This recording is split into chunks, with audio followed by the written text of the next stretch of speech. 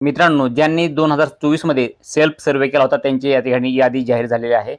परंतु त्यामध्ये असा एक प्रश्न झालेला आहे, की ज्यांनी त्यामध्ये बऱ्याच लाभार्थ्यांनी नावं दिलेली होती. त्यांचे नावं आलेले नाहीत. तर त्यांनी काय करायचे या ठिकाणी पहा. त्यांनी काय करायचे इथं संपूर्ण माहिती दिलेली. कारण की सर्व्हेमध्ये नावं दिले होते. सर्व्हेमध्ये जे आहे ते नावं दिलेले होते. परंतु त्यांचं यादीमध्ये नाव आलेलं नाहीये. तर त्यांनी काय करायचंय तुम्हाला आजच्या व्हिडिओमध्ये सांगणार आहे. कारण की बरेच लाभार्थी तसे आहेत, भरपूर कमेंट आलेले आहेत, की म्हणले की सर आम्ही जे आहे ते नाव दिलेलं होतं, आम्ही सर्व्हे केलेला होता, परंतु यादीमध्ये आमचं नाव आलेलं नाही. तर ह्याबद्दल तुम्हाला सविस्तर माहिती भेटणार आहे आणि तुमचं नाव पुन्हा यादीमध्ये येणार आहे. तुम्हाला जर खरोखर तुम्ही पात्र असाल तर तुम्हाला घरकुलच्या यादीमध्ये तुमचं नाव येईल, तुम्हाला घरकुलचा लाभ भेटणार आहे. फक्त हा व्हिडिओ तुम्हाला संपूर्ण बघायचा आहे आणि आपल्या चॅनलला सबस्क्राईब करायचं आहे. कारण की इथून पुढे पण तुमच्यासाठी घरकुलचे अत्यंत महत्त्वाचे अपडेट तुमच्यापर्यंत मी पोहोचवण्याचा प्रयत्न करणार आहे. त्यामुळे आपल्या चॅनलला सबस्क्राईब करा, व्हिडिओला एक लाईक करा आणि तुम्ही सर्व्हेमध्ये तुमचं नाव दिलेलं होतं का नव्हतं आणि तुमचं नाव यादीमध्ये आलेलं आहे की नाही नक्की कमेंट करून सांगा. फक्त आपल्या चॅनलला अगोदर सबस्क्राईब करा. तुम्हाला तुमचे जे प्रश्न असतील काही ते कमेंटमध्ये सांगायला अजिबात विसरू नका. कारण की कमेंटमध्ये तुम्ही जे प्रश्न विचारतात त्याचं मी तुम्हाला माहिती देण्याचा प्रयत्न करत असतोय. आता भरपूर कमेंट आले होते की सर आमचं नाव यादीमध्ये आलेलं नाही, आम्ही सर्व्हे केलेला होता तरी पण आमचं यादीमध्ये नाव आलेलं नाही, तर आम्ही काय करायचंय. तर त्यावरती आता आजचा व्हिडिओ असणार आहे. त्यावरती तुमचं उत्तर ह्या व्हिडिओमध्ये तुम्हाला भेटणार आहे. तर या ठिकाणी पहा तुम्ही लाईव्ह पाहू शकता.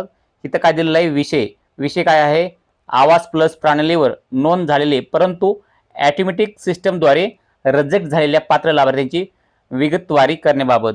म्हणजेच या ठिकाणी तुम्ही नाव दिलेलं होतं, तुम्ही आवास प्लस प्रणालीवर नोंद केलेली होती, परंतु ऑटोमॅटिक सिस्टीम पहा, ऑटोमॅटिक सिस्टीमद्वारे रिजेक्ट झालेलं आहे तुमचं नाव. तर त्यांनी काय करायचं आहे, तुम्हाला पुन्हा एकदा एक फॉर्म भरायचा आहे. एक फॉर्म भरून द्यायचा आहे.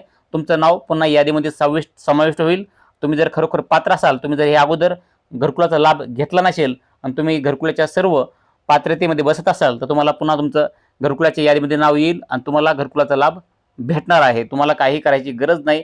फक्त हा व्हिडिओ पहा, तुम्हाला संपूर्ण लक्षात येणार आहे. तर या ठिकाणी पहा, प्रधानमंत्री आवास योजना अंतर्गत आवास प्लस प्रणालीवर नोंद झालेले परंतु ऑटोमॅटिक सिस्टमद्वारे रिजेक्ट झालेल्या पात्र लाभार्थ्यांची विगतवारी करणे आवश्यक आहे. आवास प्लस संरक्षण अंतर्गत ऑटोमॅटिक सिस्टमद्वारे रिजेक्ट झालेले सुमारे इथं काही संख्या दिलेली आहे. त्या लाभार्थ्यांना या ठिकाणी अशा प्रकारचा प्रॉब्लेम झालेला आहे. त्यांनी सर्व्हेमध्ये नाव दिलं होतं, सर्व्हे केला होता, परंतु त्या यादीमध्ये त्यांचं नाव आलेलं नाही. त्यांना एक फॉर्म दिला जाणार आहे. तुम्हाला ग्रामपंचायतमध्ये जायचं, त्या ग्रामपंचायतमध्ये तुम्हाला तो फॉर्म दिला जाईल. तो फॉर्म तुम्हाला त्या ठिकाणी भरायचा आहे.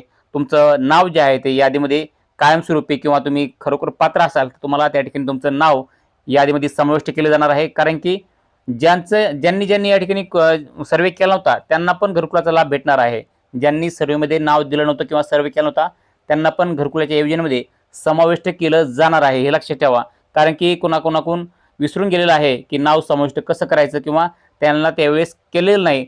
तर आता त्यांना पुन्हा एकदा आता चान्स दिलेला आहे. ग्रामपंचायतमध्ये किंवा तुमच्या पंचायत समितीला जाऊन तुम्ही तो फॉर्म भरू शकतात आणि घरकुलाची मागणी करू शकतात.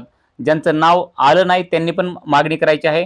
ज्यांनी सर्व्हे केला नाही त्यांनी पण या ठिकाणी मागणी करायची. तुम्हाला तो फॉर्म पाहिजे असेल तुम्हाला कमेंट करा, घरकुलाचा अर्ज. तुम्हाला तो घरकुलाचा अर्जाचा PDF तुम्हाला कमेंटमध्ये भेटून जाणार आहे.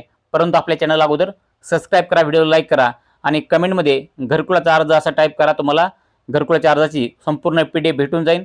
नक्कीच महत्त्वपूर्ण अपडेट तुम्हाला थोडी पण आवडली असेल तर व्हिडिओ लाईक करा, चॅनलला सबस्क्राईब करा. अशाच घरकुलाच्या नवीन माहिती, नवीन अपडेट पाहण्यासाठी. आणि तरी पण तुमच्या मनामध्ये आणखी काही प्रश्न असतील तर मला कमेंटमध्ये सांगायला अजिबात विसरू नका. भेटूयात पुढच्या व्हिडिओमध्ये. तोपर्यंत जय हिंद, जय महाराष्ट्र.